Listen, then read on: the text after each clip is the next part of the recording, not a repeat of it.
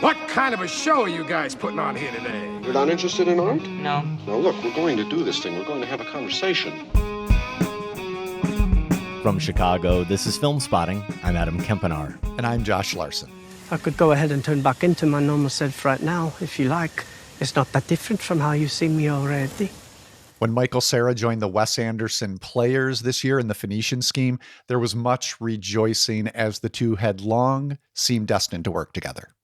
There may have been a little bit more rejoicing when Leonardo DiCaprio appeared in his first Paul Thomas Anderson film, of course, One Battle After Another. This week, we'll try to manifest more pairings like that with the top 5 actor-director combos we'd like to see, plus Benny Safdie's The Smashing Machine, and more, ahead on Film Spotting. See what I mean? Basically the same person. No, you're different.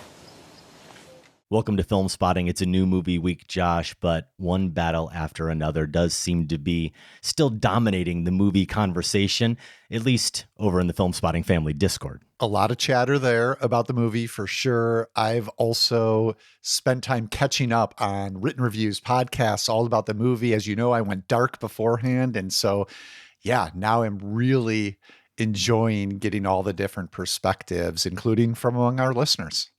I have a lot of catching up to do still myself, but this week we have a PTA adjacent show. Our top 5 actor-director combos we'd like to see is inspired by this long-awaited pairing, I think by a lot of cinephiles, of Paul Thomas Anderson and Leonardo DiCaprio. Later in the show, we will also have some results of the latest deeply flawed Film Spotting poll question.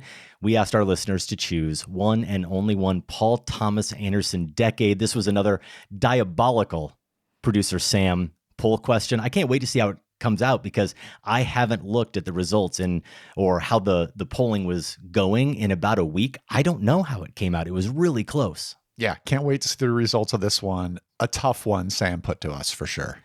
I will also weigh in on Benny Safdie's The Smashing Machine. I went to see that instead of reading all the discourse on One Battle After Another. I don't know that I made the right choice, but so we'll find out in your review, I guess.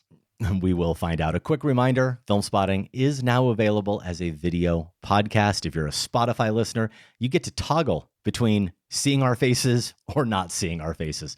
Tough choice. You can also watch the show over on YouTube, youtube.com/filmspotting, and you can find a link to those video episodes by going to filmspotting.net, or you can click on filmspotting.net/episodes. Can we measure that somehow on Spotify? Like exactly when they toggle away? Like if I'm pulling a certain face every time, I'll know I don't need to do that anymore. Yeah, you would think. We have analytics for everything, right? Why not that? First up are those actor-director combos we'd like to see. We speculated recently here on the show, Josh, that we would start with the actors we loved, maybe actors that we really like to champion here on the show, or maybe they need a little bit more attention. And then we try to find the right temperament in a director to pair with them. Is that how you went about it? Yeah, stuck with that process for sure. For some reason, that led me to have a list mostly of younger actors, so people in the first stages of their career, more possibilities ahead of them, maybe is what I was thinking about, and imagining those directors who might be able to bring them, in a lot of cases, to that next phase. Though I did pick one veteran who's having a moment, but I think could still use that career-defining lead role. So I think I found the filmmakers who can give it to him. I didn't necessarily think about it in terms of veteran or rookie, though I believe I wanted to lean more towards actors that were younger and that I wanted to see in more films, maybe needed a little bit more work. Not that they're not working a lot, Josh, but I wanted to see more of them on screen. And as I look at my list, ironically, after saying that, I probably only got 2 young actors. I ended up with three that you would consider vets. Now, you like to give me grief here on the show because when I do a lot of top 5s, even though I'm terrible at math, I end up doing too much math and I end up with spreadsheets. And here, I don't have a spreadsheet, but somehow with my Google Doc, I have a row and 2 columns. What does that mean? I guess I guess that's not a spreadsheet technically. So you're Not technically. You're reading yourself off the spreadsheets. Yes. Yeah. So I had a master list. I just, who came to mind? Directors I love, actors I love. And then I just started putting them side by side, actors over here, directors over here. And then I thought, okay, who fits? I started playing matchmaker. That was the process. Yeah. Simple as that. You're at the junior high dance and you're just there as a chaperone. No one's dancing and you're grabbing hands and saying, get out there and that's it. Make some magic happen, kids. Precisely.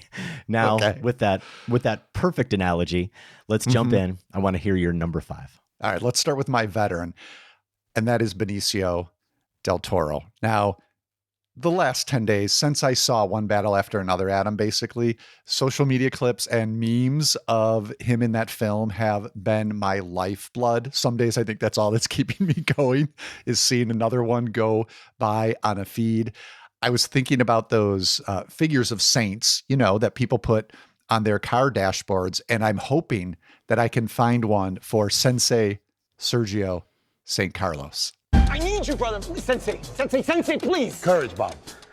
Courage. That's it. Del Toro in this part, I mean, he's so good. He probably doesn't need to do anything more than this to cement his status as one of our current acting treasures. But I do feel like he still needs a leading man, movie anchoring turn to really cap his career. And some people who love the Phoenician Scheme are saying, did you see the Phoenician Scheme? And yes, I did, as we've discussed on the show. It wasn't the perfect match for me. Just wasn't it, as much as I love Wes Anderson. I also realized that Del Toro was given something of this opportunity years ago by Steven Soderbergh, who made a 2-part feature film on Che Guevara, titled Che, with Del Toro in that title role. And he's very good in it. It's just a very particular type of performance towards a particular end goal of those films. And I'm thinking here, what I'm imagining is something more along the lines, ironically enough, of what The Royal Tenenbaums was for Gene Hackman, courtesy of Wes Anderson. This career-topping and really, in a lot of ways, persona distilling part that was just perfect for him. So when it comes to Del Toro, I'm thinking who can make the best use of his looseness, which is something we talked about with One Battle After Another, that playfulness, but also his somber center of gravity that he brings to so many parts. Here's my idea. I'm really calling on the movie gods for this one, Adam. Let's get Joel and Ethan Coen back together.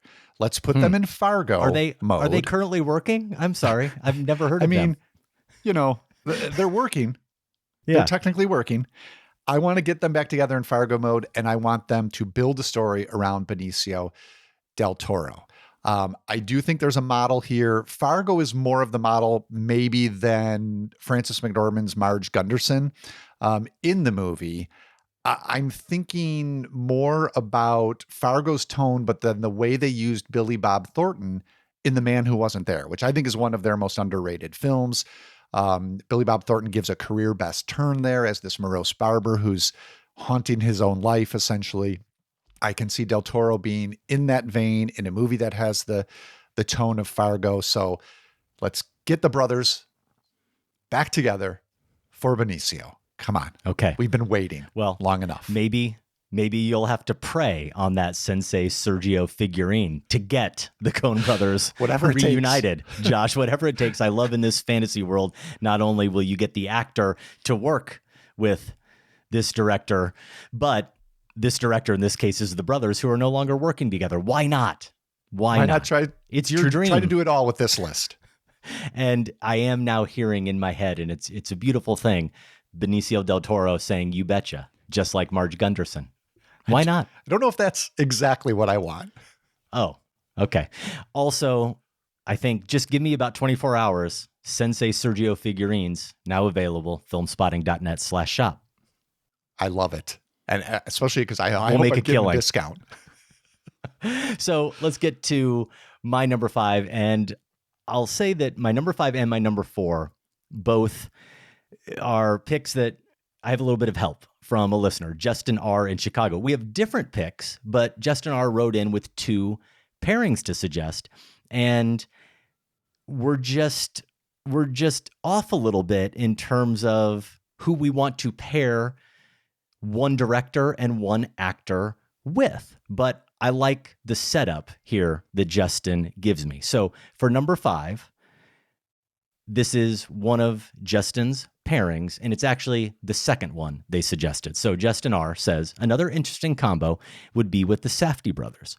Robert Pattinson was a manic beauty in Good Time, which was something that we had not seen from him before. So which actor could do an interesting collaboration with the Safdies?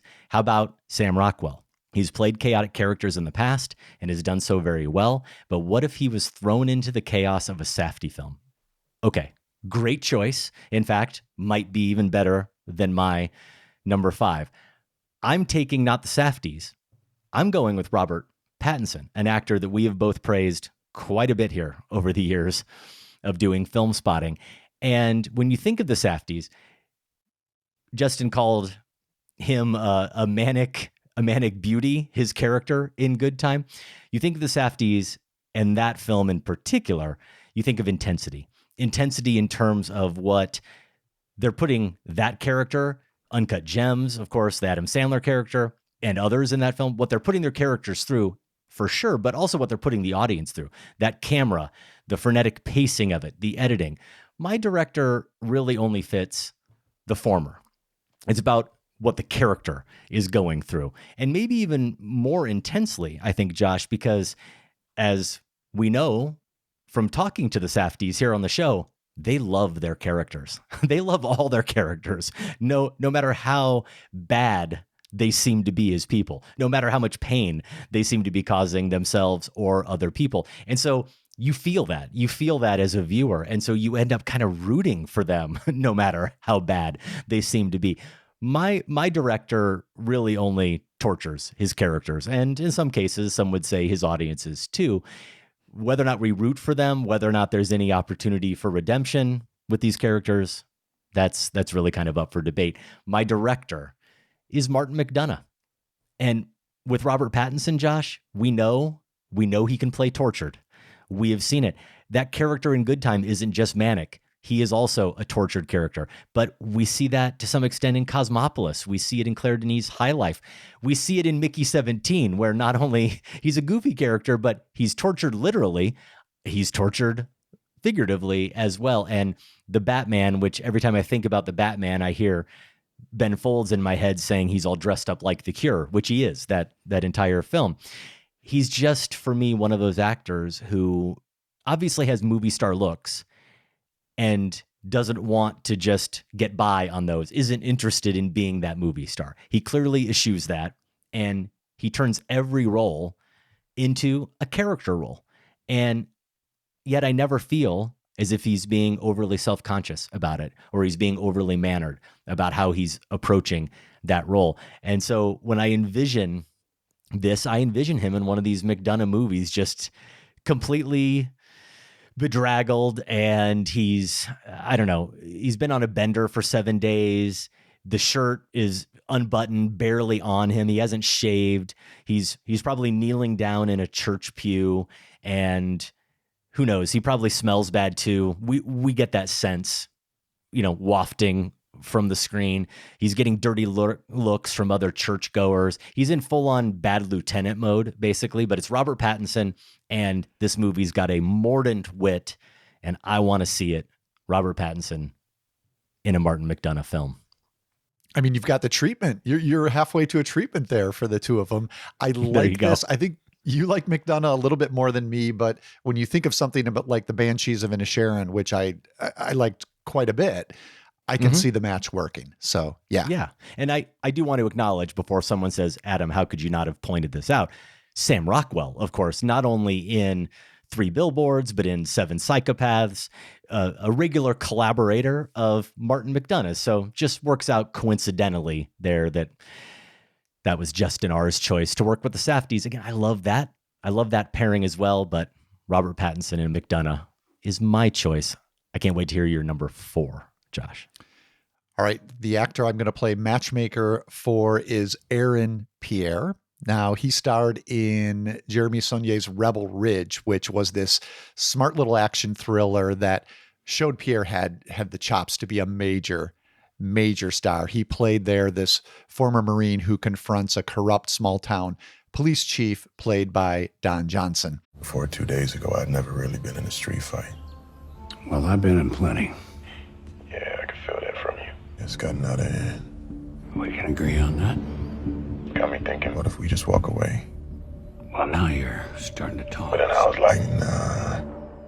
Pierre is just electric in Rebel Ridge. We also appreciated him, Adam, among the ensemble cast of Barry Jenkins' miniseries, The Underground Railroad. We talked about that on the show. He has a small part there, but really this mesmerizing presence. Now, we're fans of Jeremy Saulnier here on the show. Blue Ruin won our Golden Brick Award in 2014. If you have not seen Rebel Ridge yet, catch up with it on Netflix. But I still would like to get Pierre paired up with someone who's worked on the biggest sort of canvas with the biggest stars and made them shine. So let's go as big as you can get and pair him with the director who has worked with maybe the biggest star of all time, Tom Cruise. I would love to pair Aaron Pierre with Christopher McQuarrie in a non-Mission Impossible property. Okay, I wondered if you were recasting Nope. him as Ethan Hunt, which, I would take. I think we've done enough of that. I soured on the last two Mission Impossible installments, but before that, and a big reason I'm thinking of this pairing is because before that, the series was really probably our most reliable delivery device for big screen thrills, anchored by star power that we've had, I don't know, maybe the past decade or so. Yeah, definitely not asking for another Mission Impossible film, but something original in that vein with Pierre at the center, McQuarrie directing. That sounds pretty good to me. It does. And I will confess, I strongly considered Aaron Pierre just based on those eyes, those hazel eyes. They're the best eyes in the business. Possibly. And I wanted to find a fit, and my matchmaker skills, they just failed me for some reason. And maybe it's because I didn't think about the obvious, and I don't mean that in a bad way. I didn't think about he was so good in that action role. Why not just put him in a bigger action role? It makes so much sense, Josh. That's what unlocked it for me. I mean, we've had our eye on him for a while, but yeah, seeing him in Rebel Ridge, it doesn't mean it's the only thing he has to always do. But man, that would be a really exciting next step for him. Yeah. So you did give the stamp of approval to my number 5, which I appreciate. I think you're really going to go for my number 4. And I had this director in mind because she was a Golden Brick nominated director. The film was Saint Maud, her debut.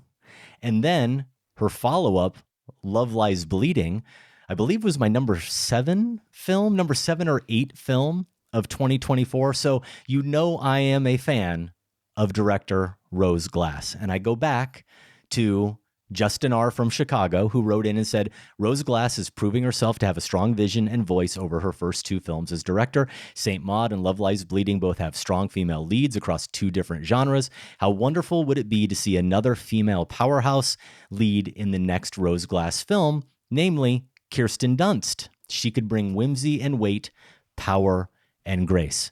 Yes, here again, Justin R.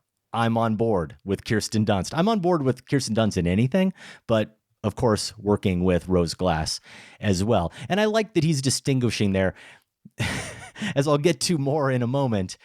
There's so much grimness. There's so much that's morose in Love Lies Bleeding that it's tempting to think of it almost like a horror film, even though it's not. It's more of a thriller, really. Yeah. More of a neo-noir than it is a horror film. But so she has made 2 different kind of films. But when I had her in mind as a director, and I was trying to think of who would be that great actor or actress to pair with her, the name that came to mind, someone we recently talked about on the show and joked, but we meant it, someone we basically wouldn't mind if she was just in every movie. It's Keke Palmer. So hear me out. Interesting. It's tempting to pair them together and say, well, Palmer can take Glass to a different level, and a level that maybe she's already trending towards, which is more comedic or at least slightly lighter. Now, I don't know that I consider Love Lies Bleeding to be comedic, or more comedic, though there certainly are some absurdly comedic moments. There are moments or images that you may laugh at in the film. I would say that it's less kitchen sink oppressive than Saint Maud, and it's more fantastical for sure, which then makes it feel lighter, I suppose. But in many ways, it might be just as grim or more grim. And we also know that Palmer, going back to your Aaron Pierre choice, we know that Palmer can play comedy and has already merged comedy and horror with Nope. So I feel like this could work. But I say, let's get grim. Let's get dark. Let's see what happens when we try to subdue some of Palmer's manic energy. Going back to what Justin said about Robert Pattinson in Good Time, that Klieg-Light level charisma that Keke Palmer has. Let's see what happens when we take it down a notch. I have no doubt that she will still jump off the screen. I will say, I may have screwed up though with this choice by not pairing her with another director who's going to come up on my list, because with that charisma and that voice that she has as a singer and just her overall level of talent, how do I not have Keke Palmer making a musical? Nevertheless. Yeah, that sounds pretty good too. Yeah. Nevertheless, for now, she's making a horror movie with Rose Glass, and it's absolutely going to melt all of our faces. All right, let's get into some safety precautions while we're on set, shall we?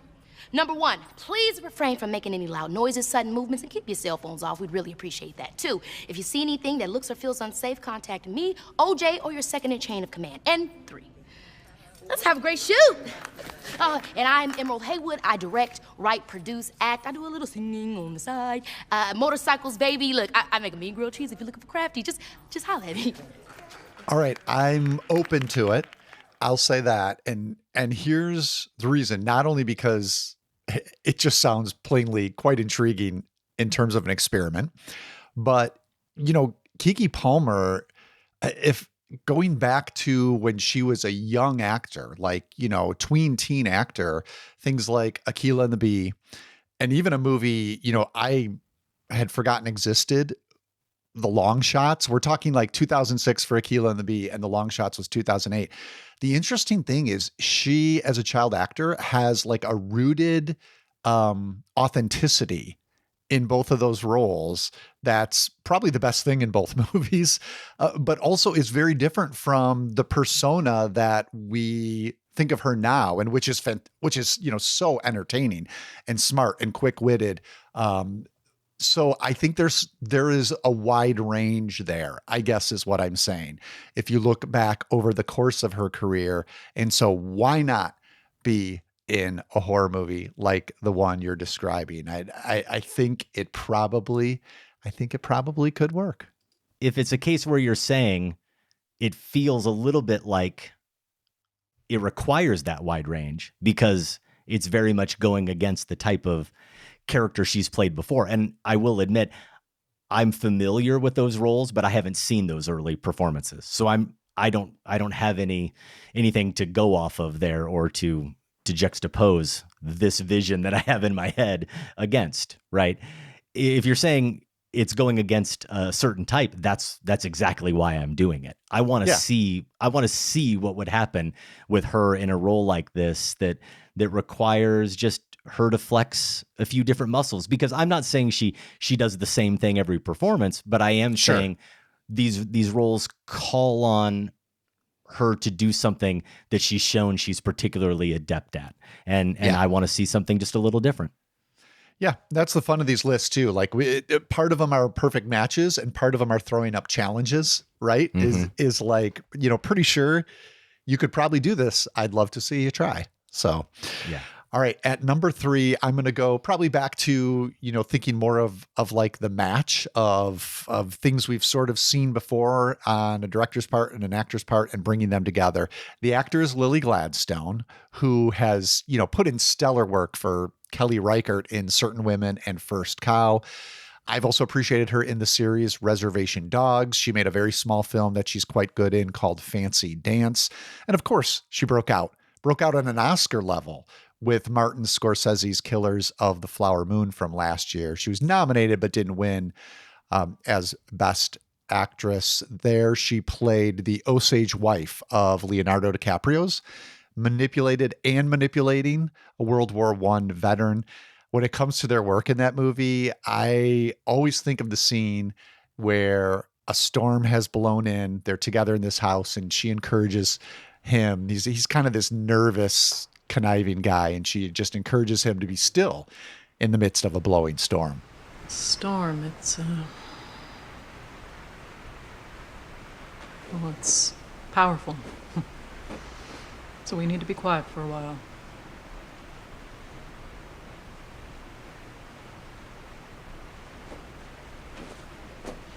It's good for the crops, that's for sure. Just be still. Gladstone has a serenity to her, for sure.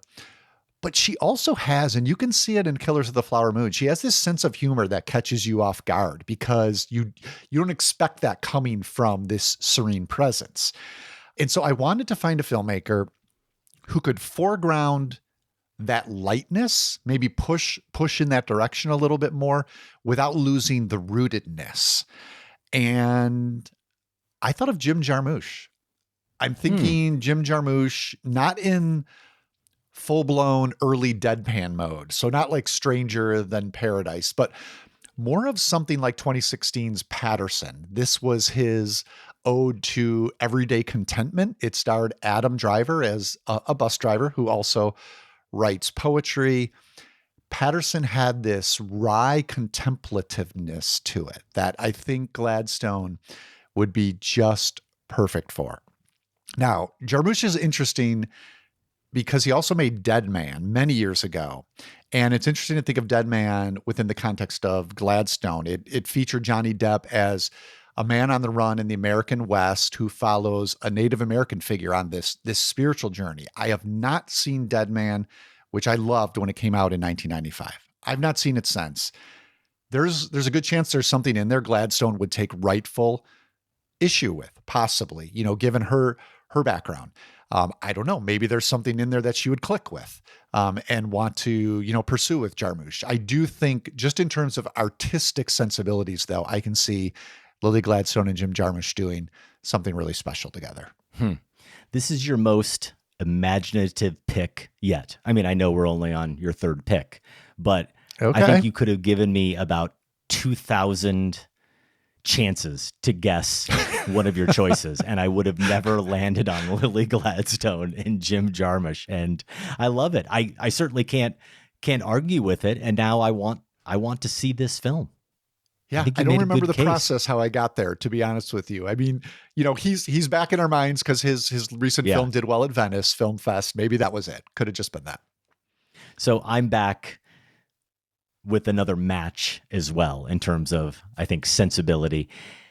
And I want to say, I think the Colin Farrell Kogonada collaboration has been a fruitful one with After Yang and A Big, Bold, Beautiful Journey.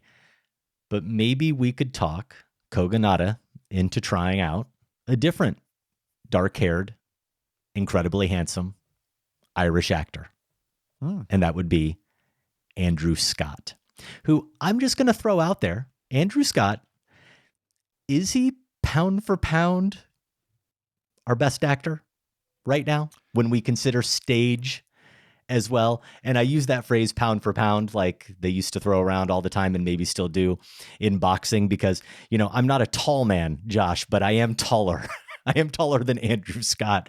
And I'm laughing only because I was thinking about this earlier today in relation to Andrew Scott. And it's a meme now, but I remember when it came out, the tweet that's got like 21 million likes or something. And it still makes me laugh every time I think about it. I don't know if you've seen it. It's It's a picture of Andrew Scott, Paul Mescal, Jonathan Bailey, and Matt Bomer. Just the way they're positioned in the shot, the way they're dressed, the way the clothes fit them, and the size of the men. The caption says, "The hobbits when the Shire got a Zara." And it's hilarious because that's exactly what it looks like. It looks the hobbits just, the Shire just got a Zara. It couldn't be, it's worth, Twitter was worth it just for that. Well, right. Let's not get carried away here. Just for a tweet like that. And I had to at least throw that out there because I think Andrew Scott is that good. And he gave my favorite lead performance of 2023 in All of Us Strangers. And no, I didn't conceive this pairing because Farrell and Scott are both hunky Irishmen. So I thought, why not just take his place?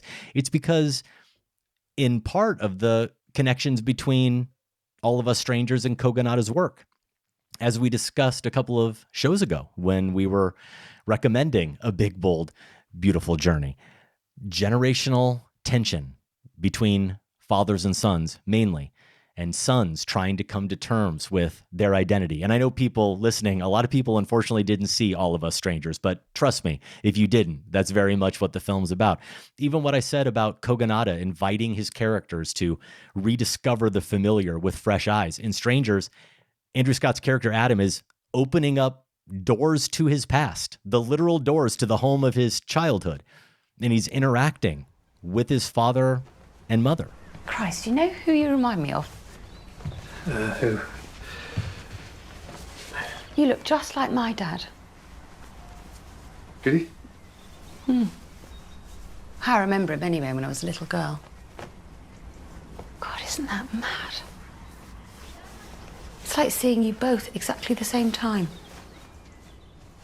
But really what it is the heightened sensitivity that they both display. Kogonada as a filmmaker, Andrew Scott as an actor. I've talked about Kogonada as a maker of quiet cinema. It doesn't mean there's an absence of drama or there's an absence of stakes, but the volume with his movies always stays relatively low throughout his films. Characters don't shout. Characters don't have to shout. The situations don't have to be conventionally angsty or violent. And when I think of an actor who matches that quiet intensity, that subtle power, someone who does really understand, speaking of the stage, how to transfer what you do on the stage to the screen and acting for the camera and how to bring it down. It's Andrew Scott. And he's checking off a couple of potential dream pairings for me this fall. Separate from Kogonada, he's in Blue Moon. So Andrew Scott's working with Richard Linklater, one of my favorites. And he's also working with Rian Johnson. He's in Knives Out, Wake Up, Dead Man. But I want to see him potentially in a Kogonada film. Yeah, I have not seen enough of Andrew Scott to make that bold claim about best actor working today, but I have seen All of Us Strangers, which everything you said is spot on about his performance there. And it is a wonderful film if people haven't caught up with it. And yeah, I think you're right about that matching of sensibilities, that quietness, but inner drama that is still churning that you can detect. They do share that in common. One is actor, one is filmmaker. All right, my number two, praised a lot on the show here and there when I get the chance, Iowa Debris. I think one of our most exciting young talents right now, and I still need to catch up with this year's Opus. I haven't heard great things about that one, but I'm still curious to see her in it, and I can testify to her years of stellar work, which is more dramatic than comic, on the series The Bear. And of course, we did spend time on this. She absolutely crushed the semi-improvisational comedy of Bottoms, where she starred opposite Rachel Sennett. You were skinny too as well. I'm Josie, by the way. Good evening. Yeah, you're a real skinny Minnie, aren't you? You probably should eat. I'm gonna send you to the hospital how skinny you are. Uh-oh, call the doctor. Skinny girl, I see. Now, in terms of where a talent like a Debris can go next, especially one who is maybe known mostly for comedy, but has shown dramatic chops, dramatic potential, usually the path then is go the dramatic route, right? Is now get serious. That's where you get awards, that sort of stuff. And again, Debris' work on The Bear has shown she can do that. That's great. She's fully capable. I'd be excited to see her in any drama, but she's such a comic genius that I don't want to see her leave that fully behind. So my director is someone who has proven themselves in comedy. Importantly, I think proven themselves in really smart comedy, and that's Janicza Bravo. Bravo made Lemon. That was her feature debut at Sundance, and I liked it well enough. It showed promise, but her follow-up was Zola. And Zola made my top 10 list of 2021. This was the wild, quote unquote, adaptation of a Twitter thread that detailed this trip to Tampa that a waitress / stripper made with another dancer she just met and two random men. It's a lot. It's very funny. It's the sort of fast motion, quick thinking, intelligent observational comedy that I think a Debris could do really well. And I promise you, Adam, I thought of this pairing, had it down, put some notes together, and then thought, I got to check the credits for all of them just to make sure if there's anything there I want to bring up. And sure enough, I saw that Bravo not only directed an episode of The Bear in its most recent season, but she directed Worms for listeners who watched The Bear, which was a Debris' Sydney. Her character was the main focus of it. In fact, a Debris co-wrote that episode, and to my mind, it's the best episode of the season. So yeah, there's just more evidence that their sensibilities match. I'd love to see them do a feature film together at some point. And that was season 3, this last season. Yeah, I think is it 4? I think it might be 4 now. Maybe actually. 4. Yeah, season 4, episode Worms. Okay. I think I am 2 seasons behind. I devoured 1 and 2 and then somehow got behind. And I need to do some catching up. You know what? You could easily just jump ahead to Worms and I mean, I'm a fan of the show, but there's some treading water we've been doing. Let me just say that. So if you've gotten that far, you could probably even watch Worms alone and appreciate it.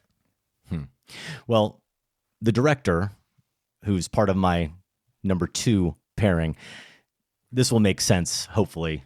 This is the director who I was thinking about, who maybe I should have paired with Keke Palmer to do the musical. Greta Gerwig. Greta Gerwig has directed 3 movies. My adoration for the first 2 has been well documented here on the show. In case you weren't sure whether or not she's been focused to date on telling female-centered stories, the first one has lady in the title, the second has women in the title, and the third one is called Barbie. Greta, if you're listening, hi. I really don't need you to make a movie about a dude. But if you do, I want it to star Josh O'Connor. Now, Ooh. I might have had Josh O'Connor and Kelly Reichardt in this slot. Kelly Reichardt, one of our best directors, who also predominantly tells stories about women, but we're going to get to see that pairing soon. The Mastermind comes out this month. And I was looking at some stills from The Mastermind preparing for this list. It's set in the 70s, I think actually 1970. And he's a little scruffy, Josh, but he's still looking pretty sexy. And I realize this guy is Warren freaking Beatty. But if Warren Beatty trained at the Bristol Old Vic Theatre School and was in Royal Shakespeare Company productions, he can play Romeo, but just as easily play the kind of dim American womanizer that he plays in Challengers. And he can play Prince Charles. I didn't watch The Crown, but I watched some scenes from The Crown, and his ability to make me feel total contempt and revulsion and sympathy, sometimes within the same sentence, playing someone who would appear to have as much humanity as my toaster is remarkable. You barely find it in yourselves to hug your own. I hug who I want to. I hug who I love. Particularly when they are affected by the selfishness of others and need cheering up. Who are you referring to? Camilla. Why would I care about her? Because I care about her! Morning, noon, and night I care about her! And you hurt her. There's an erudition to him that just seems like part of his persona that is so appropriate. Here's another match for Gerwig's sophisticated sensibility, but it works because it doesn't come at the expense of emotion. And I think there's a lack of pretension to both of them. There's an affability to both of them that goes with that erudition. And that comes through in their work anyway. I'm only referring to their work, though, of course, I've seen some interviews with both of them, and that affability also comes through there. Here's another case where I might have said Josh O'Connor and Rian Johnson is a pairing I'd like to see, but I get to see Josh O'Connor with Andrew Scott in a Rian Johnson film in Knives Out, Wake Up Dead Man. So Greta Gerwig was a lock for this list. It was just a matter of what actor or actress did I want to see work with her, and Josh O'Connor ended up being the guy that I felt the best about. You've got me tantalized by the Keke Palmer Greta Gerwig musical. I'll just say that. But at the same time, let's keep the Josh O'Connor love going, because I thought this might happen. I want to see him paired with anyone. As a matter of fact, it's my number one choice here. He is the actor I went with, and I'll put off the director just a little bit here. Talk a little bit more about O'Connor, because I think for my list, at least, he's probably, aside from Del Toro, of course, the newcomers, the relatively new actors, proven the most. As you said, Prince Charles on The Crown, totally same experience, Adam, when Debbie and I were watching that. It is like, here was my attitude is, man, what sucker got stuck playing Charles?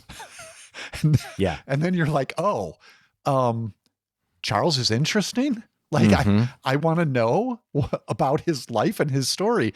And the writing had some of that to do with that, but it was O'Connor, absolutely. He popped in Autumn de Wilde's Emma, where he played Mr. Elton. That's the one with Anya Taylor-Joy. Yes, incredible in Challengers. I still, here I'm going to come off as a fake fan. I haven't seen La Chimera yet, though I know people love him in that. I did see recently History of Sound, largely because of him. I praised it largely because of him. That is the recent period picture where he stars opposite Paul Mescal. And like Mescal, Josh O'Connor even sings. Oh, who is this that sits on my grave and will not let me sleep? So you mentioned the titles coming up for him. The Mastermind with Kelly Reichardt, Wake Up Dead Man for Rian Johnson. O'Connor is in both of those. And I think probably what I'm waiting for, and maybe he's done it and I haven't seen everything he's done, but again, is this knockout lead performance in a movie anchored around him. Maybe Mastermind will be that. I might have lean towards Reichardt as a person to pair him with, actually, if I didn't know they were already working together. So I'm thinking along these lines and intrigued by the Gerwig possibility. I think that could work out great. I went with Jane Campion. That makes another sense. Director known primarily, but not exclusively, for telling stories about women, featuring women as main characters. Intriguingly, I think the film that made me think about her for O'Connor was her most recent one, which was anchored around, I would say, a male character, and that was The Power of the Dog. Benedict Cumberbatch playing the main role there. The Power of the Dog, my number one film of 2021. And there's no reason, Adam, that needs to be Jane Campion's swan song. I mean, it would be a great film to, sort of do other things after or retire.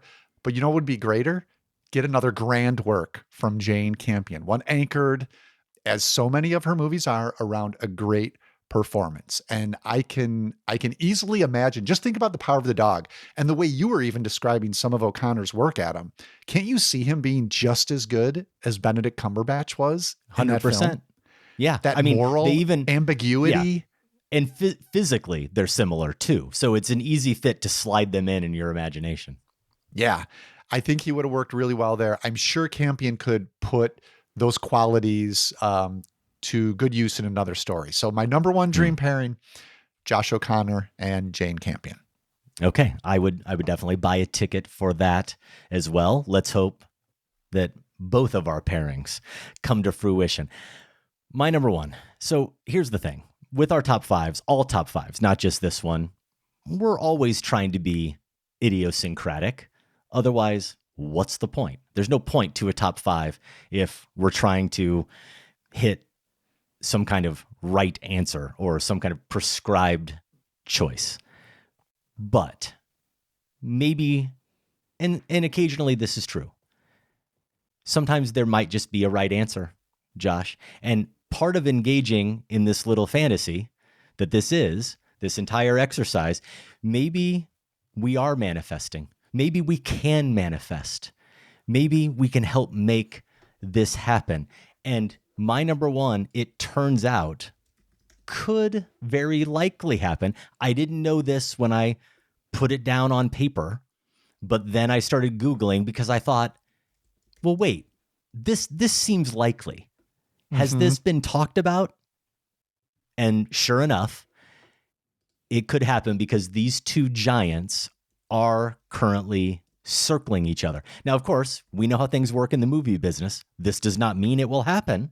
It's not a lock. No one has agreed to anything. They're not even talking about an exact or specific project at this point, but they have talked about each other. Who are they? They are Denzel Washington and the man who partly inspired this top five, Paul Thomas Anderson. Paul Thomas Anderson has probably earned the mantle of both my favorite and best American filmmaker not named Martin Scorsese. And when you look at the list of the great American actors he's worked with, but also just the great American actors, at least of the last 25 to 35 years, Josh, they're the names that comprised most of our picks when we did that draft of the best actors of the last 25 years. Philip Seymour Hoffman, Joaquin Phoenix, Daniel Day-Lewis, now Leonardo DiCaprio. Who hasn't he worked with from that list? The actor that I took before DiCaprio when we did that draft, Denzel Washington. I said this very well could happen. Not surprisingly, yeah, they're on the record as wanting to work together. Washington was asked in an interview last November when he was promoting Gladiator 2 who he still wants to work with before he retires. And he said this: I'm only interested in working with the best. So I got Ryan Coogler I've been talked with him last night, had a 2-hour conversation with Steve McQueen, had a great conversation, but I'm not making a film with him yet with Paul Thomas Anderson. That's the level I'm talking about, people that inspire me. PTA just last month was asked about the actors he's dying to work with, and he said, Denzel, there's a white whale right there. The power, the scale of his movie star power and range, that's very exciting to think about working with. He then added one more name, and it's an actress. No one who's been mentioned so far. I won't ask you to guess because I don't think in a million years you'd come up with it, but it will make sense when you hear it. The second name he mentioned was Olivia Colman. Oh, gosh. Yeah. How good would that be? Olivia Colman, Yeah. she's an absolute She should have been powerhouse. on our list. Yeah. Yeah, he's right. But Denzel, yes, they both know it. They both know that they need to work together. We all know that they need to work together. I don't know how PTA finishes telling, whenever he finishes telling it, this crazy American experience without harnessing that force, the force that is Denzel Washington. Nobody questions his his gravitas, but something we talked about with One Battle After Another, and you used the right word, the puncturing that Paul Thomas Anderson likes to do, and that absurd sandbox that he likes to always play in.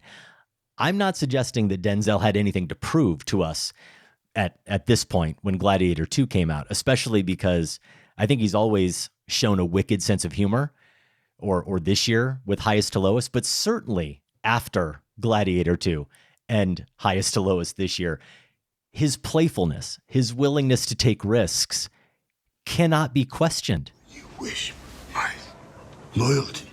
I own your house. I want your loyalty. With age, I feel like he's only gotten bolder. He hasn't retreated inward. He hasn't gotten safer at all as he's about to turn, or maybe has recently turned 70. And I want to be fair to this esteemed actor, because when I reference Gladiator 2, I think what comes to mind are the scenery chewing scenes, or how bizarre he acts in some moments. And there are big moments.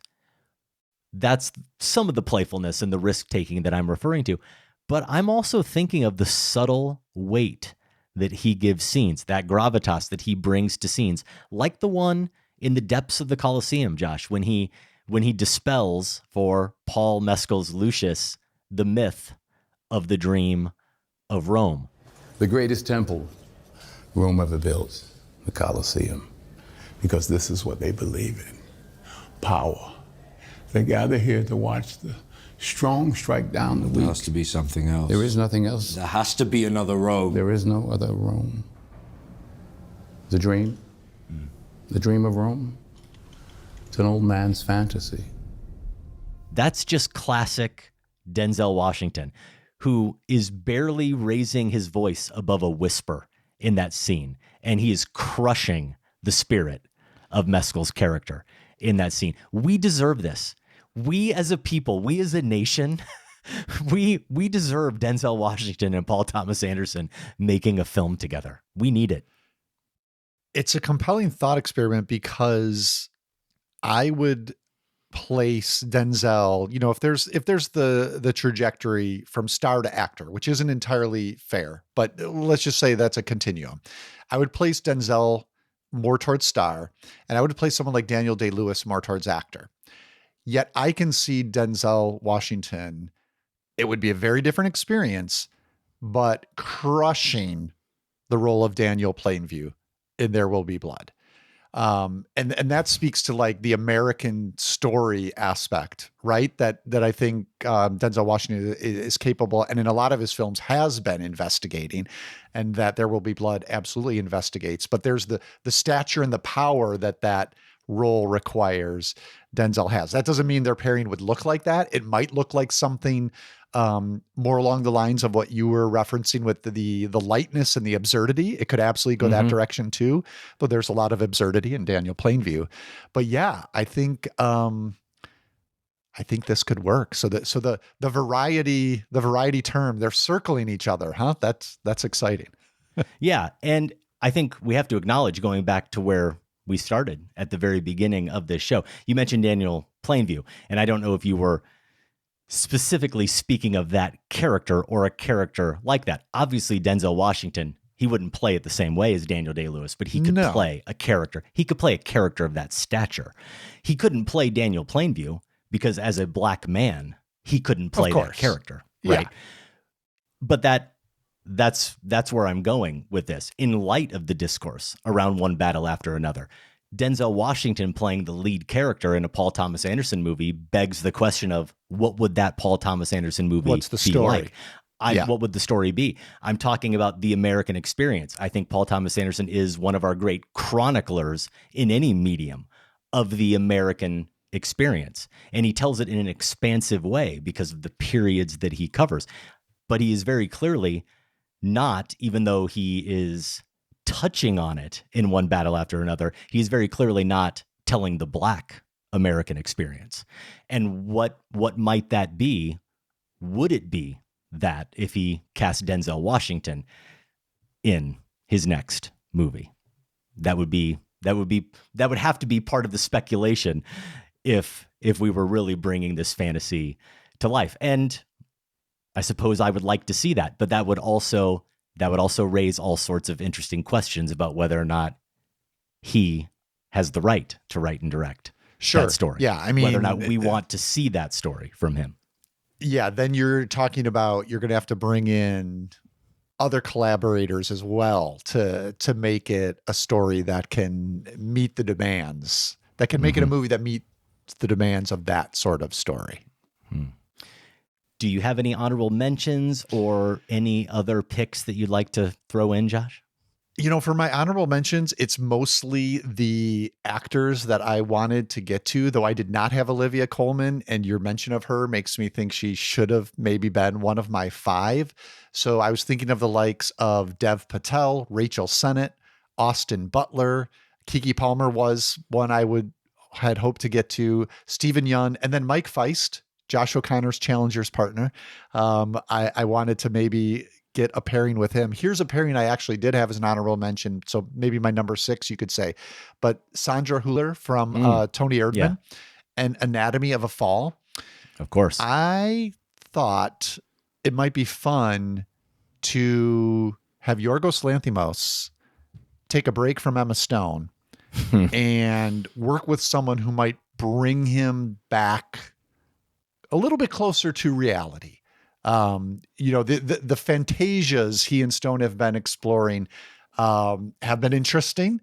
And I do wonder if we could, you know, if that might be an era or a period of filmmaking he could set aside with someone like Sandra Hüller, who has just the inscrutability, the bravery, just a lot of the qualities that I think make things like Dogtooth, an early Lanthimos film, really work and maybe get back to that sort of tone for him. I didn't have any other pairings. It was enough work to come up with this top 5, but I did want to find a partner for Juliette Binoche. I wanted to find a partner for Adam Driver. I wanted to find a partner for Oscar Isaac, but they didn't quite make the cut. I'll close with this quick one from Scott G. in Skokie, Illinois. Among actors and directors whom have not yet worked together, one specific pairing stands out to me: Amy Adams and Quentin Tarantino. Tarantino has spoken frequently about his desire to only make one more feature film before segueing into writing books about film and other endeavors. I would hate for Adams, who has been a favorite of mine for at least 20 years, to miss the opportunity to really let it rip with Quentin's dialogue. Actually, there are a number of actors, probably 100, who I think would shine brightly under Tarantino's guidance, but Adams tops my personal list. So another manifesting one. Get Tarantino back out of semi-retirement via this list. I like it. Those are the top 5 actor-director combos we'd like to see. You can view that list over at filmspotting.net. Just click on lists. We would love to hear your picks or any other comments about the show. You can email us, feedback@filmspotting.net. Listening is the number one thing you can do to support an independently produced show like Film Spotting, but there are a couple of other things you could also do. You could take a minute to give us a rating or a review on Apple Podcasts or Spotify. It doesn't matter if you've only been listening for a few shows or if you've been listening for 20 years. Every new review does help us reach new listeners. The most substantial way to support us, however, is to join the Film Spotting family, and you can do that at filmspottingfamily.com. We want to thank Family Plus member, that's the highest level you can join at, Adam Wiebe from Minnesota.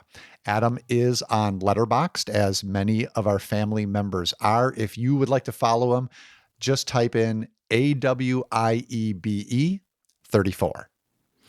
Adam writes, I discovered the podcast while searching for movie pods to listen to. I started listening at the same time that I discovered the Bad Movie podcast. How Did This Get Made? That's Paul Scheer, June Diane Raphael, and Jason Mantzoukas. Really fun show. Favorite review or segment? The timing of this could not be better. I swear I just am looking at this for the first time, and this is the God's honest truth. This morning, while getting ready for the day, I don't know why it popped into my head. I was thinking about, Josh, how few entries for Massacre Theater we have this week. the most recent edition. Mm-hmm. It's just brutal. And I was thinking once again about whether or not we should have the conversation about dumping Massacre Theater, and how every time I bring that up, people think I want to, like I'm encouraging it, and I don't want to get rid of it, but nobody enters. And here Adam is saying, I love Massacre Theater. It's like Sam, Adam, the universe knew that I needed reassurance. And this is, here's the point. Adam may have never entered. It doesn't matter. This is what I always try to tell you, is like the entries are not the measure. Some people may just like enjoy hearing us make asses of ourselves. And that's as far as it goes for them. That's okay. I don't know. That's all right. I'm like a politician. I need the ballot box stuffed. Need the votes. Josh. I need votes. What review did we get wrong? It's difficult to answer, as I find that I frequently disagree with Adam. I tend to agree much more with Josh. Now, how about this Letterboxd top 4? No explanation. He just sends in one of the wackiest Letterboxd top 4 we've ever seen. It really Starts out perfectly normal. E.T. the Extraterrestrial. Then we go to 1990s Teenage Mutant Ninja Turtles. Then The Door in the Floor, the 2004 adaptation of John Irving's 1998 novel A Widow for 1 Year, starring Jeff Bridges. And 2017's The Endless, directed by Aaron Moorhead and Justin Benson. Curious. Let's just say curious. Yeah. Now, further proof then that Adam and I are on the same wavelength. However, I also am a fan of The Door in the Floor. As far as The Endless, I've got nothing for you. Well, he does say a random film or filmmaker that he loves are Aaron Moorhead and Justin Benson. So there's some connection there. Ironically, I'm the big John Irving guy, and I love the novel A Widow for 1 Year, but I've never seen the movie The Door in the Floor. And maybe this is why Sam actually picked, or here it is again, the universe just coming together. This is the week of the Refocus Film Festival, and Michael Phillips and I this is 3 days away as we're taping this. Michael Phillips and I are going to be taping our segment on the top 5 movies adapted from works by Iowa writers, and that includes the Iowa Writers Workshop. Well, John Irving famously attended and taught at the Iowa Writers Workshop. So, of course, I will be considering adaptations of John Irving's work, and there is one in Adam's Letterboxd top 4. A favorite movie he revisited recently is The Witch. He credits E.T. with becoming a cinephile. A favorite book about movies is A Year at the Movies by Kevin Murphy, Mystery Science Theater 3000 fame. We thank Adam for joining the family and for all of those years of listening. In addition to keeping us what we're doing, your support comes with perks. You get to listen early and ad-free. You get the weekly newsletter. You get exclusive opportunities, including being part of the robust Film Spotting family Discord. And yes, you do get monthly bonus episodes. I keep seeing this and keep saying this, and it reminds me that I have to get out the email soliciting topics for the October bonus that we will do. A family member gets to draft live to tape with me, you, and producer Sam. It's coming up. We have to tape that in a few weeks, so I got to get the email out. That will be fun. We always love engaging on air, so to speak, with a family member, Josh. Yeah, we're a good week into October, Adam. So let's get moving on that. I'm delinquent.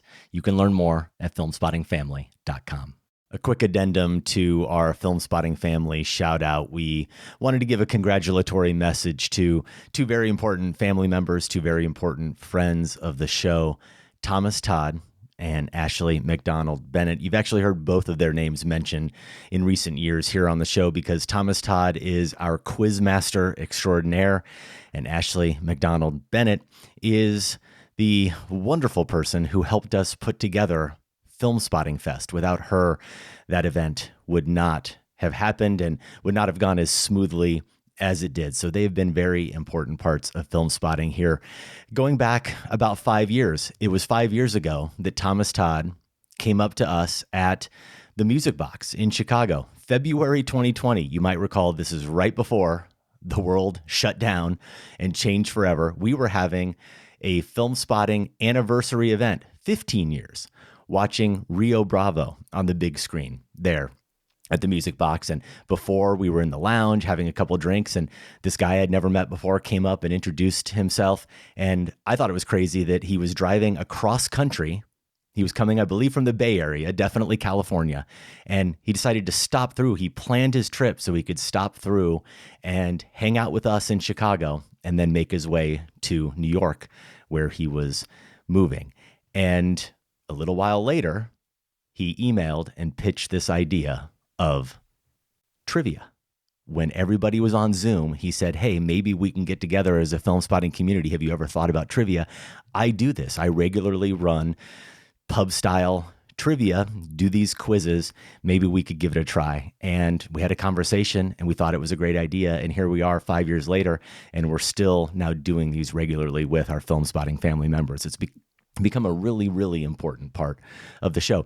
He's become an important part of the show. And as I mentioned, Ashley has as well. And of course, that entire, you've heard us reference it, that entire trivia spotting mafia in New York has burgeoned around trivia spotting and Thomas. So we love that group, and we love Thomas and Ashley, and I'm so excited that they're getting married. Have I mentioned that yet? Why am I talking about them? They're getting married this weekend. Yeah, that's what's happening. And I wish I could be there. We have so much going on, unfortunately, here in Iowa City right now, but I am so excited for them. Again, I really, really, really do wish I could have made the trip out there, but I'm really happy for them.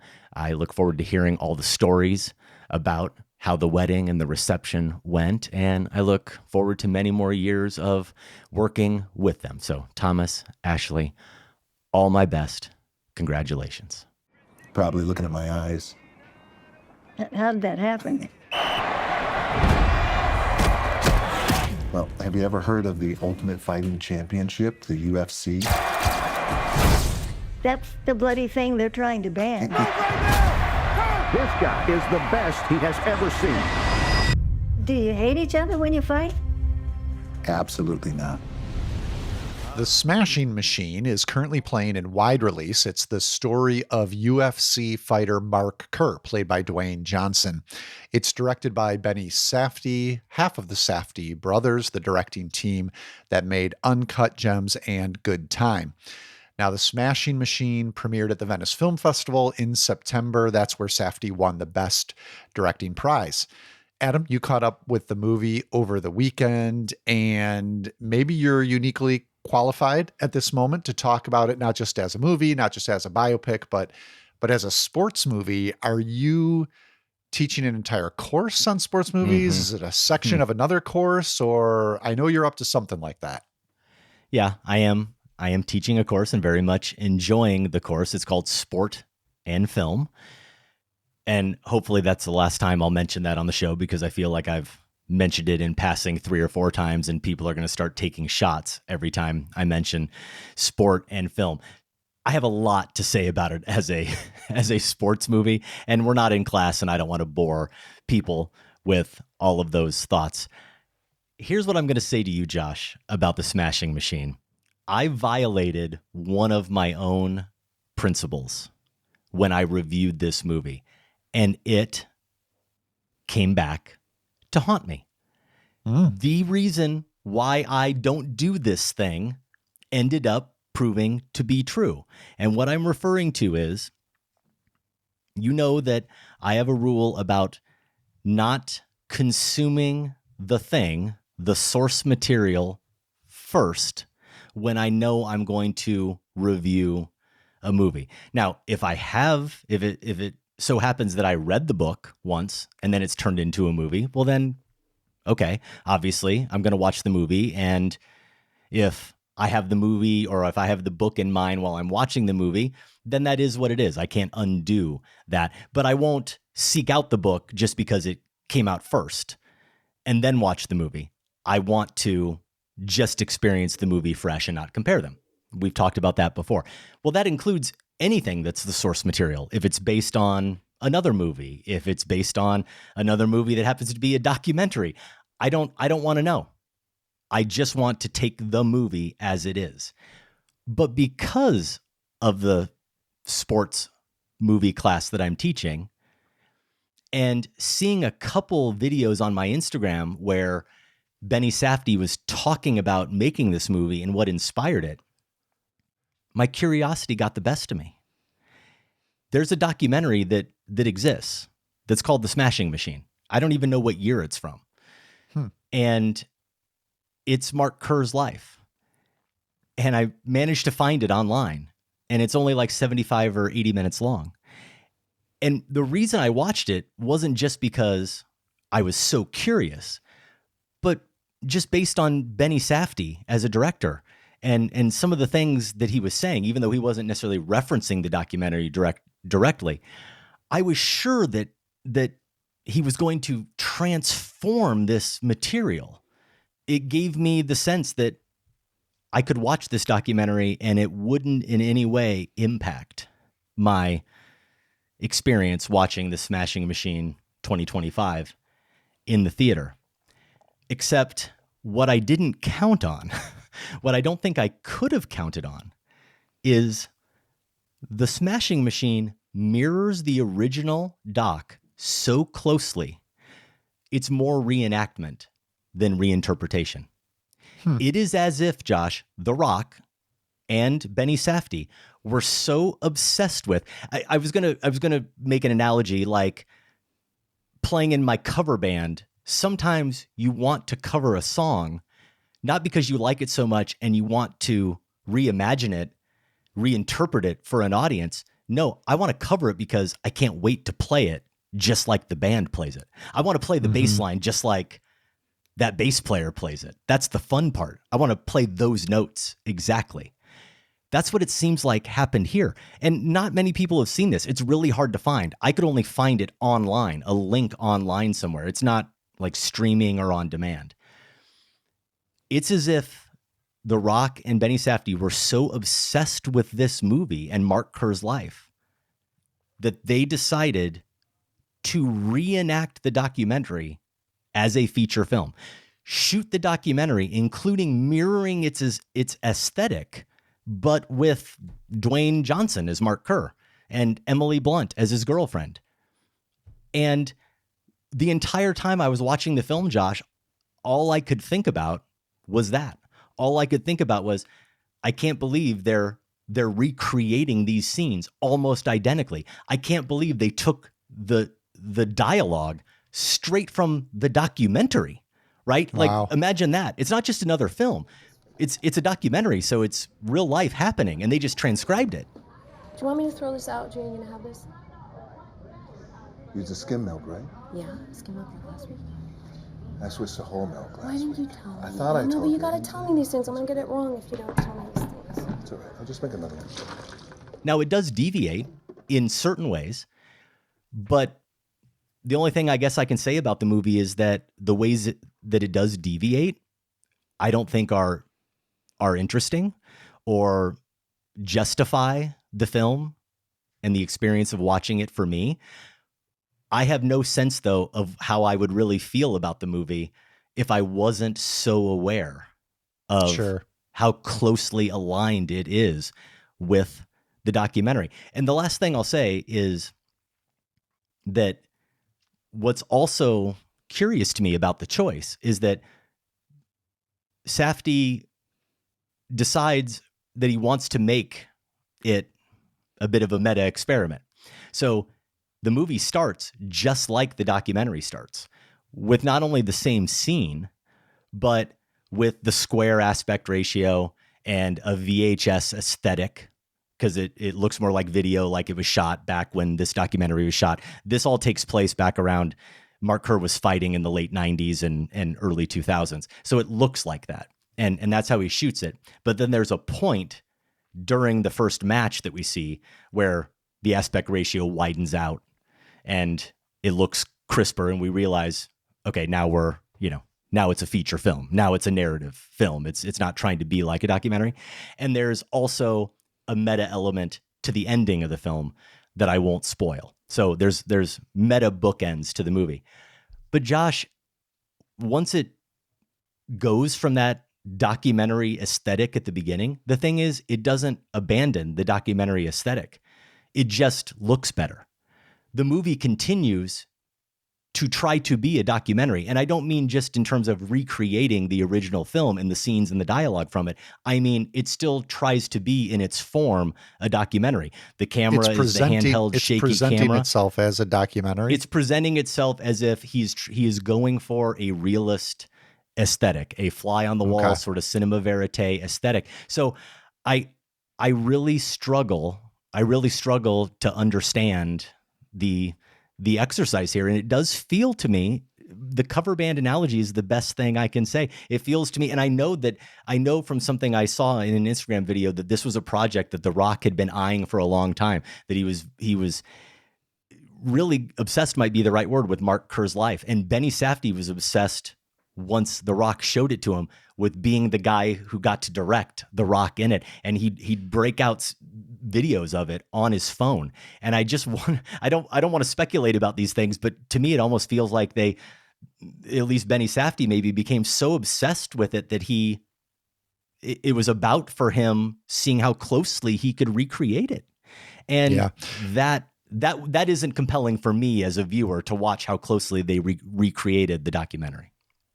Yeah, I was curious as you were talking, where the project originated. My guess was going to be with Dwayne Johnson, just the way you're describing it. So that is, perhaps revealing. So it's not really a Gus Van Sant Psycho situation, unless close in some ways. And unless on Safdie's part, it was the experiment of it that was more interesting than the final product, which has been one defense of the Van Sant Psycho. But yeah, I did not realize that either. And what a strange movie this sounds like.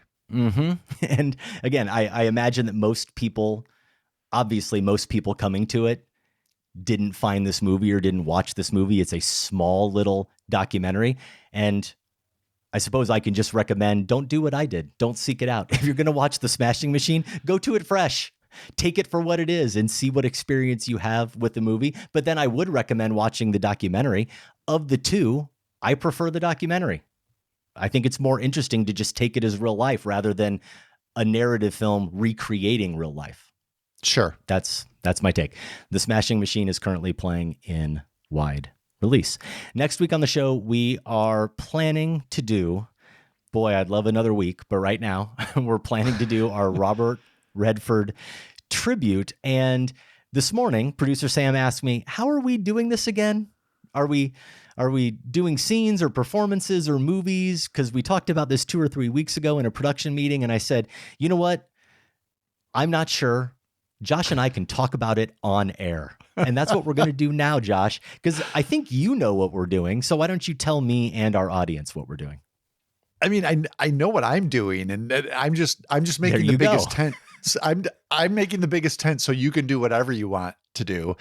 I think it makes sense given Redford's, lengthy career, not only as an actor, but as a director and a film festival producer. Like this is almost like, if you think about a sports hall of fame, a lot of times they'll consider not just their on-field or on-court accomplishments, but other things they contributed to the field of that sport. And Redford is something similar. Now, that doesn't mean one of my 5 picks is going to be as founder of the Sundance Film Festival. I'm not going to go that far afield, but I think I am going to try to find a place for a directorial effort. I've been able to do a little bit of homework, and I wouldn't say it's shaken up completely where I thought I was going to go, but there may be a surprising pick in there for me that I wouldn't have expected.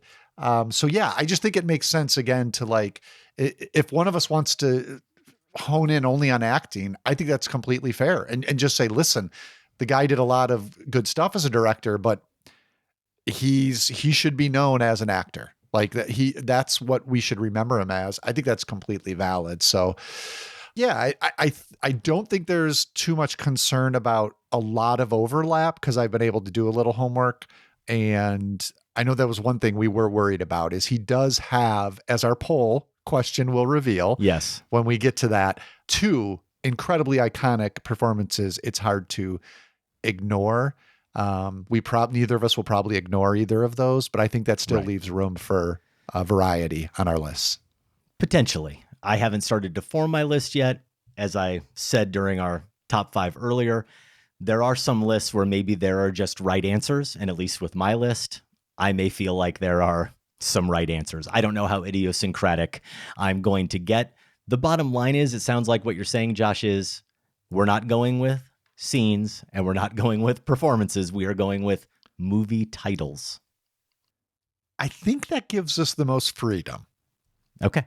I will follow your lead on that. I can produce that top 5. We would love your feedback, your suggestions, your favorite Robert Redford titles, but you can also send us performances or scenes. We might mention it during the top 5. Feedback at filmspotting.net. We may share other feedback as well, and we will play Massacre Theater if I haven't decided to end that segment by that time. Boy, for you listeners better enter. Just send in all those wrong suggestions. Just whatever title comes into your wrong entries count. Send it in to make Adam happy. There you go. For a current show schedule, filmspotting.net/episodes. Well, speaking of all the conversation around One Battle After Another, which we mentioned at the top of the show, Adam, part of that conversation is taking place right now on our sister podcast, The Next Picture Show, looking at cinema's present via its past. They are, yes, going to consider One Battle After Another, but only after first looking at Sidney Lumet's Running on Empty. And you started our conversation, Adam, by mentioning this was one of the films that Paul Thomas Anderson explicitly referenced as inspiration and influence, at least an influence on One Battle After Another. So they're going to dig into that further on The Next Picture Show. New episodes drop every Tuesday, and you can find them wherever you get your podcasts. One more plug for the 4th annual Refocus Film Festival, celebrating the art of adaptation. I would have liked more adaptation in the Smashing Machine this weekend, October 9th through the 12th. So if you're hearing this, the show drops, the podcast version, of course, Friday at midnight. So it's possible you're hearing this before Michael Phillips and I decide to share our top 5 films adapted from Iowa writers, but more likely it's already happened. That doesn't mean you have to miss out on all the fun of the Refocus Film Festival. And if you want to come out, Iowa City is a great time and film scene is amazing. Josh, you've been there. You've participated in one of those top 5s. The festival's great. I can plug both, Adam. The fest was great, but Iowa City, like, really lovely town to visit, especially this time of year. That was my first time there and thoroughly enjoyed it. So yeah, get out there for the fest and for the city as well. More information at refocusfilmfestival.org. You may just see, you probably will see myself and Michael Phillips hanging around. Also coming very soon, speaking of festivals, the 61st annual Chicago International Film Festival. It runs October 15th through the 26th. We will have a preview of the fest on next week's show. For tickets and more information, chicagofilmfestival.com. And one of the highlights of the festival, not in terms of the programming, but ancillary to the film festival, the Criterion Collection, Josh. They have the Criterion Mobile Closet, just like it. I saw this. Toronto is dropping in. I may or may not be lucky enough to have a slot at the Criterion Mobile Closet, and I am already stressing out about how I'm going to approach it, what my picks are going to be. But this might break tuned. you. It might break me. Stay tuned to the Film Spotting Instagram, the Film Spotting Facebook. I'm going to shoot it. I'm going to put it out there. It'll be fun. Wow. Incredible. Good luck. Yeah. Thank you. I'm jealous and at the same time a bit relieved that I don't have to take all that on. Love the festival, go every year, but a little hard for me this year being in Scotland. Yeah. Again, chicagofilmfestival.com for more information. Good morning. Morning. What would you like to order? A Welsh rabbit. With a poached egg on top, please. Not too runny. And bacon. Scones. Butter. Cream. Jam. Not strawberry. It's time for some deeply flawed film spotting poll results. A couple of weeks ago, we asked you to choose one and only one Paul Thomas Anderson decade.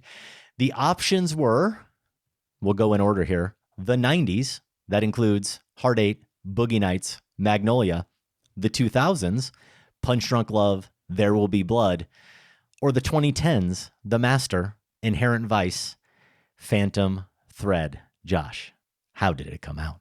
You know what? The results went chronological as well. The 90s were in third place with 29%. The 2000s received 34% for second place. And the 2010s took this poll. It was close, 38%. I'm a little surprised, just given the stature that people talk about There Will Be Blood, that wasn't enough to put it over the top, and that The Master, Inherent Vice, and Phantom Thread as a trio managed to take this poll. I'm delighted. That's where my vote went, but yeah, a little bit surprised. I know that there are fans out there of Inherent Vice. I mean, I'm one of them, but I wouldn't put it above maybe 3 or 4 of the films, at least on this list. I was going to ask you, Josh, whether or not Phantom Thread was maybe the film that put the 2010s as a decade over the list, but I don't have to ask you. I can go right to the feedback from our listeners. Here's Alex Torres. Sam has really outdone himself with this one, but then again, I should blame Paul Thomas Anderson for having such an incredible filmography. Maybe it's the evolution of his output, or maybe he's just that darn talented, but it's hard to identify a peak in his career. He hasn't made a weak film, and my favorites are fairly spread out. Do I go with the cocaine energy of Boogie Nights and Magnolia? How about the more demure and mature filmmaking of Phantom Thread and The Master? I want to defy Sam and save all of these films. Yes, you should always defy Sam. But if I have to pick, I think Anderson's 2000s film are an incredible bridge between the two poles of his evolution as a filmmaker. There Will Be Blood was my PTA entry point, and its status as a great American film makes it hard to put in the incinerator. More importantly, though, Punch Drunk Love is my favorite Anderson film, capturing pure romance through his unique cinematic lens. So Alex, going against the grain, going with the 2000s. All right, here's Jonathan Anderson in Denver. On my last rewatch of all of PTA's films, I found myself less interested in the 90s output. That's not to say that Boogie Nights and Magnolia aren't impressive and packed full of great stuff, but Punch Drunk Love is the moment when I feel like PTA came of age as a filmmaker. And There Will Be Blood is still his masterpiece and one of the greatest films of all time. Okay, here's Jeffrey Overstreet. I can't cope with the thought of throwing Philip Seymour Hoffman's Phil Parma or Daniel Day-Lewis's Reynolds Woodcock into an incinerator, but then I can't imagine living in a world where I can no longer revisit the singular wonder of Barry and Lena's love story, or Daniel Plainview's harrowing plunge into America's Heart of Darkness. Okay, I'm casting my vote for the 2000s. That's my final answer. Don't argue. I have a competition in me. I want no other PTA decade to succeed. Still, this poll caused me such emotional distress that I beat up the bathroom. I'm sorry. I'm going to go out of town. I'm going to go out of town for 2 days. Don't tell my sisters. All right, one more comment here from Henry Murphy. After seeing one battle after another, and given how much I love licorice pizza, I think I'm already willing to call my shot and give my vote to the unlisted. This poll is deeply flawed. After all, option of the 2020s. PTA's 2 most recent efforts are so great that I'll throw the rest in the incinerator and put my chips on whatever he's got in store for us in the next 4 years. You know, Henry, maybe not a bad bet, actually. Maybe not. I guess all the votes for the 2010s, they just spoke for themselves. We got no feedback there supporting it, or maybe Sam just didn't think it was interesting enough.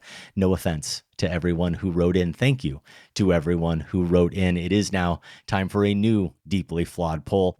As we mentioned, we plan to honor the passing of Robert Redford on next week's show. So with that in mind, we're asking you, what is the definitive Robert Redford performance? And we kicked this around a little bit, and we ultimately decided that the least deeply flawed option seemed to be to just keep it simple, Josh.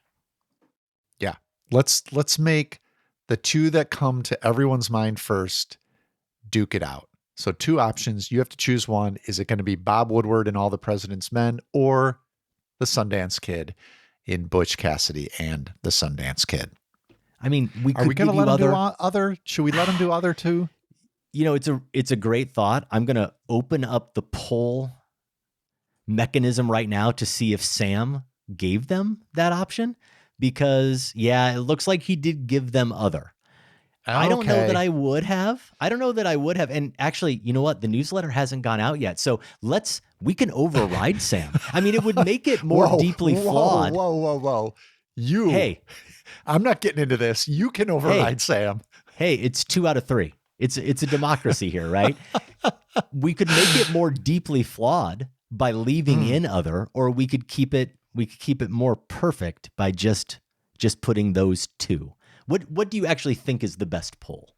Let's put it that way. I think the best poll is to force people to choose. Don't give them any wiggle room. Polls are about pain. And that's a film spotting mug. Way to inflict the most pain in this instance is to remove other. I agree with you. And that's what we're going to do. I can control the polls. And if Sam wants to fight with us, he can. So that's what we're going with. It's Bob Woodward or it's the Sundance Kid, Bob or Butch. That's it. Now, I suppose you can be mad that you can't write in Johnny Hooker in The Sting or Joseph Turner in 3 Days of the Condor or Bill McKay in The Candidate. There's no way any of those 3 are as good as Bob or Butch, but that's fine. There are lots of good options to consider. Maybe some of them will come up in our Robert Redford top 5 next week. You can vote in that poll and leave a comment. Your comment, you could yell at us for changing Sam's poll. We'll probably get a lot of that. We probably will. We will share your results and your feedback in a couple of weeks. Speaking of feedback, we recently had a very fun top 5. Here's where we try to get back in Sam's good graces. A recent top 5 was all his doing, and it was so much fun for both of us to put together and so much fun for our listeners based on their feedback to hear and respond to. It was the 5 movies, 5 years, top 5. Effectively kind of a desert island top 5 movies, but the catch was they all had to come from the same 5-year span. And if you haven't heard that top 5 from, I don't know, what was it, three or 4 shows ago, we took pretty different approaches. You took a more serious approach, maybe a more cinephile approach, but movies you genuinely do love, personal favorites. You went back, what was it? Was it 51 to 55? Yeah, that sounds right. 51 to 55. Yeah, and I went back more based on nostalgia, movies that were the films that got me to fall in love with movies in the first place, even though obviously I wasn't a quote-unquote cinephile at that point, 1979 to 1983. Here's some of the feedback we got. And Josh, if you would like, you can do the honors, starting us off with Michael in Kiel, Germany. Michael says, a little bit late, but here's my 5 desert island movies from a 5-year period. This was quite easy for me. I just sorted my IMDb ratings by best rating and looked at the top spots, and no surprises. Here, I guess my teenage years when I became a cinephile emerged as the period that has most of my favorite movies. So this is my list in chronological order. Fight Club, 1999, Lord of the Rings, The Fellowship of the Ring, 2001, Eternal Sunshine of the Spotless Mind, Finding Nemo, and Shaun of the Dead. Those last 3 all came out in 2004. How about a bit that? Too mainstream, Michael says, maybe, but these are the films that I can watch over and over. Didn't even need 02 or 03. 3 from 04. How about that? Yep. Okay. Here's Frederick from Norway. My quick top 5 was put together by looking at my year-end top 10 lists on Letterboxd, sorted chronologically, which reminds me I have yet to thank you for turning me on to this invaluable resource that I had somehow ignored, dismissed for way too long. I quickly realized this was an impossible task, and to avoid spending my entire afternoon, I started in 1999, one of my favorite years in movies, and maybe not coincidentally, the year the world of R-rated movies became available to me. Magnolia, Fight Club, Being John Malkovich, The Iron Giant, some of my favorites from that year. Scanning up and down the years surrounding this, I landed on 1998 to 2002 with the following 5 films. Number 5, Adaptation. I love Kaufman, and his films from the early 2000s were formative in my early days as a cinephile, and he continues to blow me away with such recent work, such as I'm Thinking of Ending Things. That was probably my favorite film of 2020. Number 4, Magnolia. Still my favorite PTA, though I admittedly have some blind spots. Number 3, Memento. I remain steadfast in my opinion that this is one of the greatest nonlinear films of all time. Number 2, The Big Lebowski. Desert Island, incinerator rules apply, so I want to be able to laugh my ass off at something. And number 1, Spirited Away. Miyazaki magic. What else is there to say? As always, keep up the good work, and I hope you are settling in nicely in Scotland, Josh. Thank you, Frederick. And I like that process. Picking one of the great movie years and working out from that makes a lot of sense. Here is Jack Dithart from Milwaukee, Wisconsin. I sent in a 5 years, 5 movies list to you. It was very close to Adam's list based on comfort movies from the 1980s. I'd like to revise my list to include French films, including the New Wave. Okay, updated list from Jack. Here it is. From 1958 to 1962. 1958, Mon Uncle by Jacques Tati. I've seen this half a dozen times, and it is also a comfort movie. 1959, Some Like It Hot. Like Josh, I appreciate 1950s Maryland, but I don't need a musical. 1960, he's going with Psycho by Alfred Hitchcock. 1960, Breathless, Jean-Luc Godard. When I finally saw this, I saw Quentin Tarantino's inspiration. So great to rewatch the conversation, the editing cuts, the stylishness, and still in black and white. This is a new movie, but it was made 65 years ago. I can watch it again and again. Final pick from Jack comes from 1962, Cleo from 5 to 7 by Agnes Varda, another French New Wave movie, and this one inspired Before Sunrise. And this one ends with a shock, heralding an era of shock endings, including Bonnie and Clyde, The Graduate, Easy Rider, Vanishing Point, and Night of the Living Dead. Thanks so much for suggesting this list. I really had fun making several of them. That is a great list. We go to Jason Carey in New York State. The years 61 to 65. 1961, Yojimbo. 62, Jules and Jim. 63, here's some more Hitchcock, The Birds. 64, Antonioni's Red Desert. Okay, that's an outlier choice. And 65, a different Godard film and a bit of an outlier, but a good one, Alphaville. Yes, I'm being a bit offbeat, but come on. I could have made this a Godard list, so you're lucky I didn't do that. Malcolm Cook wrote in from Surrey, UK. Another great show this week with a discussion on 5 years, 5 movies, a particular highlight. Fascinating to see how your differing approaches led to such wildly different lists. You asked for listeners to send their own lists, so I thought I'd chip in. I can see how for many people this would be a fiendishly complicated challenge to figure out, but for me it turned out to be extraordinarily easy. My chosen time frame, 2004 to 2008, comprises these films in chronological order: Eternal Sunshine of the Spotless Mind, Inland Empire, The Diving Bell and the Butterfly, Synecdoche, New York, I've Loved You So Long. I'm sure that you won't get any other lists that look like this, but I think it has a nice balance. Some darkness, some levity, some experimentalism, some exquisite beauty. I'll admit that I'm missing some laughs, but you can't have everything. I have to admit that my chosen time frame of 2004 to 2008 directly coincides with the period when I was really becoming a fully fledged cinephile. So perhaps this is part of the reason why these picks hold such a special place in my heart. Great work, as always, with the show, guys. We really appreciate your efforts. Thank you very much, Malcolm. Synecdoche, Diving Bell, and Eternal Sunshine. Those are 3 movies that I do absolutely adore. So no arguments from me there, Malcolm. Kyle Krishy says, I heard the honorable mention about the 1990s, and that was immediately where my mind went reading the question originally. Maybe I went that way because I was born in the 90s, but after looking at other runs, I think I would still go 1993 to 1997. 93, Three Colors Blue, one of my all-time faves. 94, Pulp Fiction. 95, Heat. We've covered a lot of bases already in just 3 years. 96, Breaking the Waves. My favorite movie from my favorite movie-making sicko, Lars. 1997, Boogie Nights. Thinking Desert Island style, this covers a ton of moods, all have incredible rewatchability save for Waves, unless getting hurt is your thing, and it's full of heavyweight directors and actors.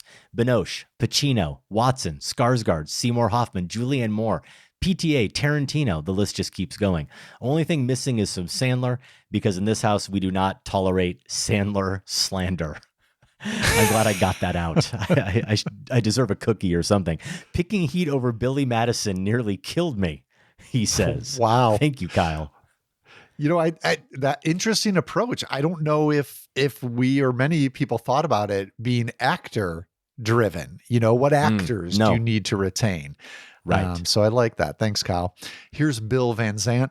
Started working on this list the other day, ended up with the same years, 1951 to 1955, and a couple of the same choices as Josh. I knew I had to have 1952 for Singing in the Rain, probably my favorite of all time. And if I can only have 5 movies for the rest of my life, I need at least one that radiates pure joy. Can't wait to share it with my 7-year-old daughter. I'm double dipping in 1952 because I also need Ikiru, my favorite Kurosawa and one I'm overdue to revisit. So, why 1951? Another personal favorite, Scrooge. Yes, I need a Christmas movie on my desert island. Alistair Sim is delightful and nails the redemptive nature of the material. The hilarious joy, there's that word again, he brings to the born-again Ebenezer Scrooge is one of the reasons I go back to this movie almost every holiday season. On the other end of the bracket, 1955's Ordette. I'm glad you didn't spoil the ending to a 70-year-old movie because people need to see it for themselves. So that leaves me with one choice from 1953 or 1954. Plenty of great candidates. More Kurosawa with Seven Samurai, Roman Holiday, Shane, On the Waterfront. I nearly went with Wages of Fear, but my final answer, 1954's Gojira, otherwise, or known here as the States as Godzilla. I get my 50s monster movie with fun practical effects, but also a film with far more chills, heartbreak, dare I say gravitas, than a guy stomping around in a rubber suit would normally engender. A thinly veiled lament for post-war Japan, like Germany Year Zero with radioactive breath. And that roar haunts me like few other horror movie sounds. So there you go. Thanks for a fun topic. Yeah, like I said, you can tell from the entries, we got such a good batch of feedback. I think I know I left a few out. My apologies to those we didn't get to. It's always great when a top 5 does engender that much feedback. So we hope to get to more in the coming weeks. Hopefully our top 5 actor-director combos will solicit some great feedback like that as well. Josh, we did it. That's our show. If you want to connect with us via social media, you can find Adam and the show on Instagram, Facebook, Letterboxd, and YouTube as Film Spotting. I'm at all those places as Larson on Film. We are independently produced and listener supported. You can support the show by joining the Film Spotting family. Do that at filmspottingfamily.com. That way you can listen early and ad-free. You'll get a weekly newsletter, monthly bonus episodes, and access to the entire show archive. For show t-shirts and other merch, go to filmspotting.net/shop. Those Sensei figurines should be available by the time this airs. Yes, and the new Film Spotting mugs that say what? Pulls should equal pain? Pulls equal pain. Is that what you said? Pulls equal pain. In the Film Spotting archive, you can find 2 interviews that I did with the Safdie brothers, one related to Good Time, episode 645, one for Uncut Gems. That's episode 757. Out streaming or available VOD this weekend, The Alabama Solution, an expose of one of America's deadliest prison systems conducted by inmates. This is directed by Charlotte Kaufman and Andrew Jarecki. He, of course, part of the team that did Capturing the Freedmans and The Jinx. That's on Max. John Candy, I Like Me. This is the documentary about the late comedian that's on Amazon Prime. In limited release, Orwell, 2 + 2 = 5, a documentary about George Orwell directed by Raoul Peck. That's at the Gene Siskel Film Center and at the Refocus Film Festival in Iowa City. In wide release, an adaptation of Kiss of the Spider Woman, an adaptation of the Broadway musical based on the 1985 Oscar-winning film, which was itself adapted from the 1976 novel of the same name. Diego Luna stars with Jennifer Lopez. It's directed by Bill Condon. Roofman is out based on the true story of a former Army Ranger and escaped convict, Channing Tatum, who hides out in a Toys R Us and robs McDonald's restaurants via the roof of the title. Good cast, Kirsten Dunst with Channing Tatum, Lakeith Stanfield, and Ben Mendelsohn, and it's directed by Derek Cianfrance. Tron Ares is out. It's a Tron movie, Josh. We had Tron in 82 with Jeff Bridges. We had Tron Legacy in 2010 with Jeff Bridges and others. And Tron Ares apparently is the third one with Jeff Bridges. How deep does your Tron commitment go, Adam? I know you saw Tron 1982. I think that was one of your 5 movie years considerations. Did you go much beyond that? No, I don't think I've ever seen it. You've never seen the original Tron? No, even though I'm sure it was on HBO all the time, and I, for some reason, always went past it. And I don't know why. I can't explain it. We need to plumb those depths. Are you at a some fan? Point. I think the 82 Tron, which, I saw at that age, but I revisited it as an adult. I think it's really good, actually. Also did like Tron Legacy, but that's as far as it goes. I didn't see, the other one, and we'll see if I make it to Ares. That's it. Tron Ares is the third one, Josh. You've seen it. You need to finish the. Oh my gosh! The triumvirate. Now I need to be. It's a trilogy. Now I need to be a completist. All right, I'll get back to you. Report back on Tron Ares. Jeff Bridges is there. Also Jared Leto, Greta Lee, Jodie Turner-Smith, Gillian Anderson. Come on, you have to finish it. I'll do what I can. I expect a Letterboxd review and comments on the show next week. Well, we'll see if Josh is going to talk about Tron Ares. We otherwise are going to talk about Robert Redford with our top 5, and we'll have a preview of the Chicago International Film Festival. Film Spotting is produced by Golden Joe Deso and Sam Van Halgren. Without Sam and Golden Joe, this show wouldn't go. Our production assistant, that's Sophie Kempenaar. Special thanks to everyone at WBEZ Chicago. More information is available at WBEZ.org. For Film Spotting, I'm Josh Larson. And I'm Adam Kempenaar. Thanks for listening. This conversation can serve no purpose anymore.